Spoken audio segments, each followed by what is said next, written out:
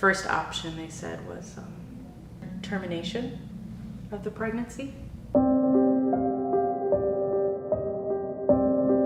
Caleb was kind of a surprise to us. We found out we were expecting our fourth child. We had our first ultrasound at 20 weeks, and our ultrasound is probably what kind of let me know that something was maybe a little different. And normal ones for us were like 45 minutes. Caleb's was about an hour and a half. 1 or 2 days later, I'll never forget that I was upstairs folding laundry by all the bedrooms, and I got a phone call, and I listened to my voicemail, and there was like 3 voicemails from the doctor herself. And the last one was pretty urgent. Lorena, I need to talk to you about your ultrasound. So I called back and I got to talk to her on the phone. So she expressed that there had been some findings on Caleb's ultrasound that he had kind of deformity in the back, and she gave me the 2 or 3 things that it could be. And then she also told me that there was a couple things that were found that they weren't really for sure about. So she said, I'm referring you to a specialist in Sioux Falls. So you guys' next appointment is on Tuesday. I think it was like in 2 days. Mm-hmm. And when she said that we were going to a specialist that quickly, I was shocked. When Lorena calls and there's something serious, a lot of times she's trying to hide it and goof around, and you could kind of tell something was going on. And then all of a sudden she broke down and started crying, and said there was something wrong with the baby. My first reaction was talking to God in a real quiet way, because you realize at that point you ain't in charge, and something's happened that you're not in control of it all. It's inside your womb. As you sat there throughout the weekend and the next few days, you start to think of, because I think at that stage of the game they had said that they knew it was something along the lines of spina bifida.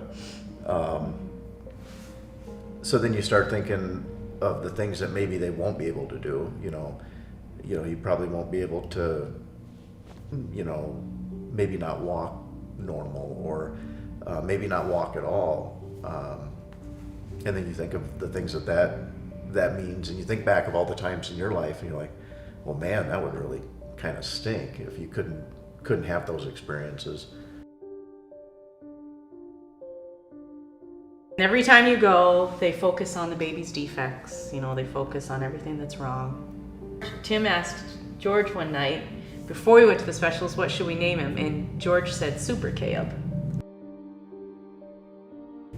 And then for the middle name, I had a favorite grandpa, his name was Everett. And we'd never thought about using that name before, so we picked it. He was an overcomer, and he also was born with a cleft palate and cleft lip. And so when they told us at the specialist that day that this baby that we had just named Caleb, that he also had a cleft lip and cleft palate, it was just like a move of God come over me to remind me, I know what's going on. There was a song that kept going over and over and over in my head, Great is Thy Faithfulness, the old hymn. But the words just kept meaning more and more and more the farther that we went on, and it was really cool. And at the birth, we held hands and we were singing, and I remember singing and humming Great is Thy Faithfulness.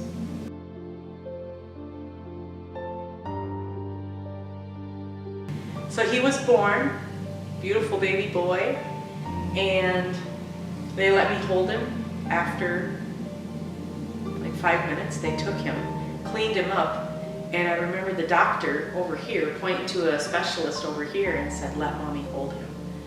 And so they covered his growth on his back with some wet cloth, and they were very careful. You don't touch the back, so it's kind of like cradling him on the side of your arm. And they brought him over to me carefully, and I got to hold him. And they were feeding him with the feeding tube of the milk that I could pump for him, and that was That was what he had. So he was on his tummy for the first 3 days. And then I would go down there and I pushed for them to release me early.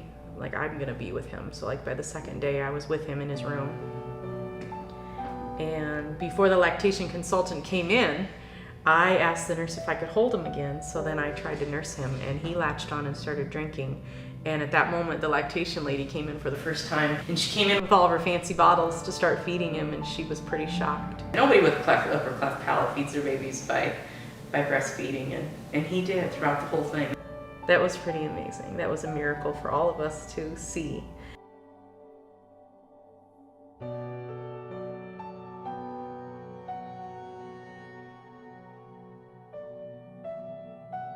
We found out that he is also missing the corpus callosum in his brain. That can affect a lot of things. They told us it's a pretty wide spectrum of effects that it can do. It can affect your walking, speaking, understanding. He could break out into seizures, he could have extreme autism, choking a lot, not eating. So that was quite news too. We were like, wow. They couldn't believe he's doing as well as he was doing with a missing bar connecting your right brain to your left brain. We made it through that. That was the hard part, and Yeah. he's going to be normal from here on out. Right. We got over the first surgery. He was healing good.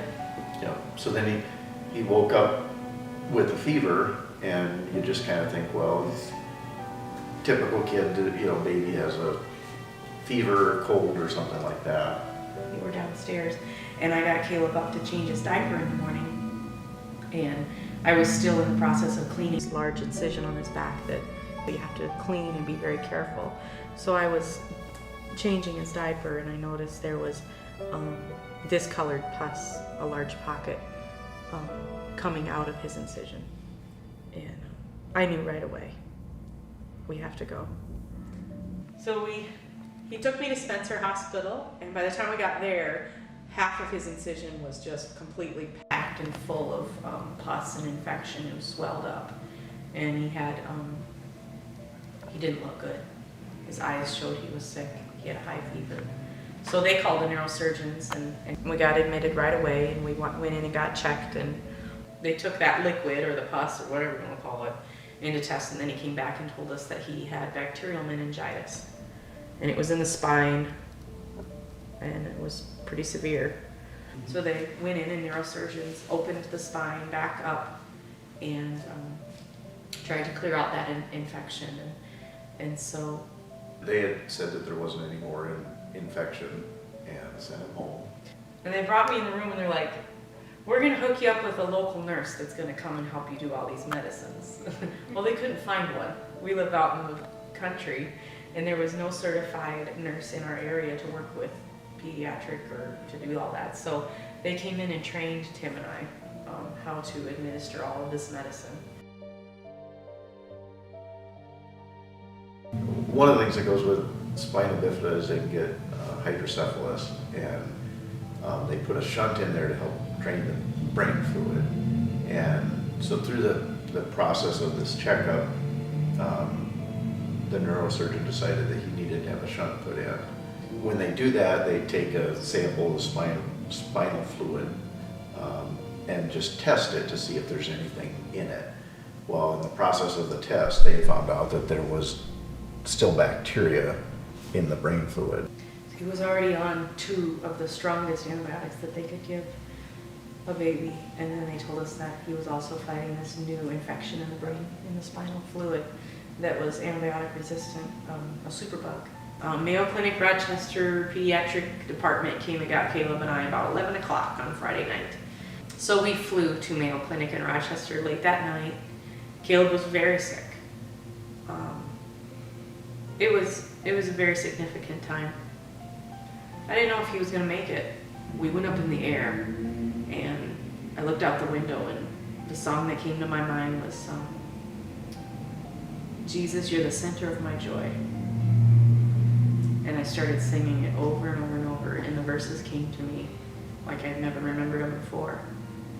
And it was this amazing peace that God gave me.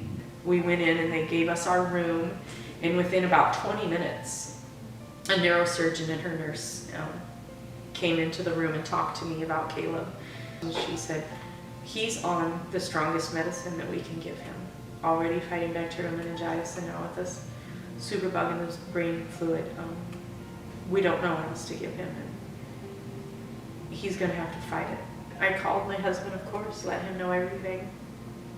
I got on Facebook and I said, prayer request for Caleb. I need faith-filled prayers. He needs healing. At the time, they were draining his brain fluid into a clear bag. And the brain fluid, when it was full with that infection, it had floaties in it and it was really cloudy.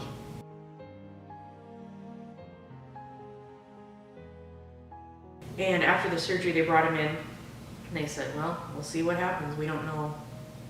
He's got to fight it. And one morning, the next morning, I woke up and I looked at that bag because they would come and clean it out. I looked at the bag and it looked completely clear. And the neurosurgeon came in and talked to me for a little bit, and he took his sample that day. And within about 20 minutes, I looked down the hall and here he is like sprinting, running to the hospital, to our room, and it had big clear doors.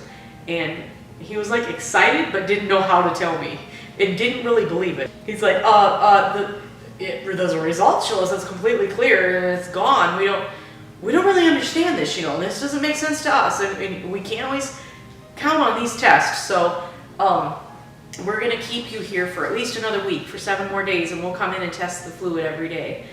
And that's what happened. He was completely cleared of that infection.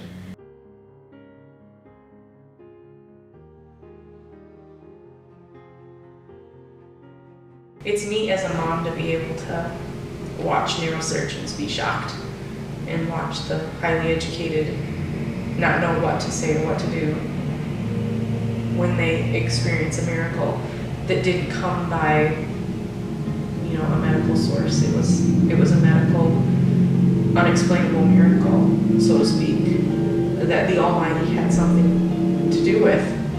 And I count that an honor. I count that an honor, I guess, to be able to be a part of that. It's pretty cool.